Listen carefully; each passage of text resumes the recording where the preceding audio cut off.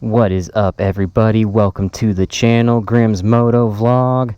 I'm out here today to do a video walk around of upgrades and mods on my Z125 at the only possible place you can do a video like this, and that is a public park. We'll see if I get yelled at or not. I feel like someone would probably call the cops just because whatever, but I ain't doing nothing wrong. Anyways, public park, I pay taxes, right? Alright guys, let's get into it. First thing you probably noticed is the Decal Kit. This was installed by the dealer. I purchased it like this. It is a decor graphics kit. I dig it. I like the colors. I think it looks good. Second thing you'll notice is I have aftermarket Pro Taper handlebars. These are the ATV highs. Again, these were installed before I purchased the bike.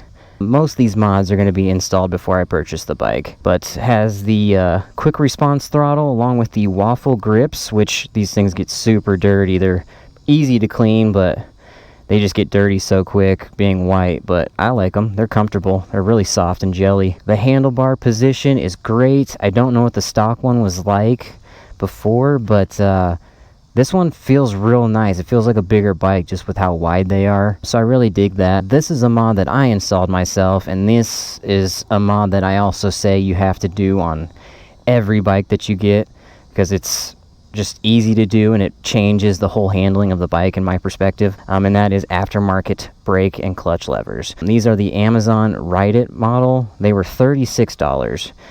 For the price, you have to go with them. They're a little loose, but they feel good and they're fully adjustable, so I would recommend them just for the price on Amazon. Super easy to install. I'll probably get into a video of installing those too at a later date. Also, the bike came pre-installed with a blue LED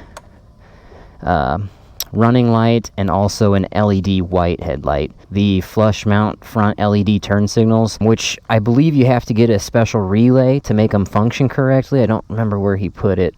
Oh, somewhere down in here, I think. To get those to flash at the correct speed, you have to have that. And he also got a rear fender delete kit to get rid of that annoying, stock fender that hangs way out, probably half the size of the bike. Also, I have the aftermarket exhaust from Amazon. If you've seen some of my other videos, love the exhaust. It sounds great. Check some of those other videos out if you want to just see more about what I think about that exhaust. So also really cheap on Amazon. And with the bike like this, I actually feel more comfortable putting cheaper parts on it just because it is a cheaper bike.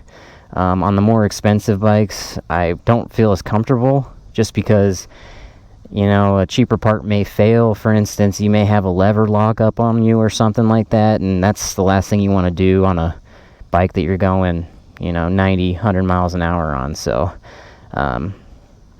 that's why I typically just stick with cheaper parts for these cheap bikes. So alright guys, that's going to do it for today. If you have any comments or questions, please leave it in the comments. Let me know. I can try and answer them for you. Otherwise, please like, subscribe. Trying to reach a goal of 100 subscribers by start of next year. Please help me reach that goal. Alright guys, peace.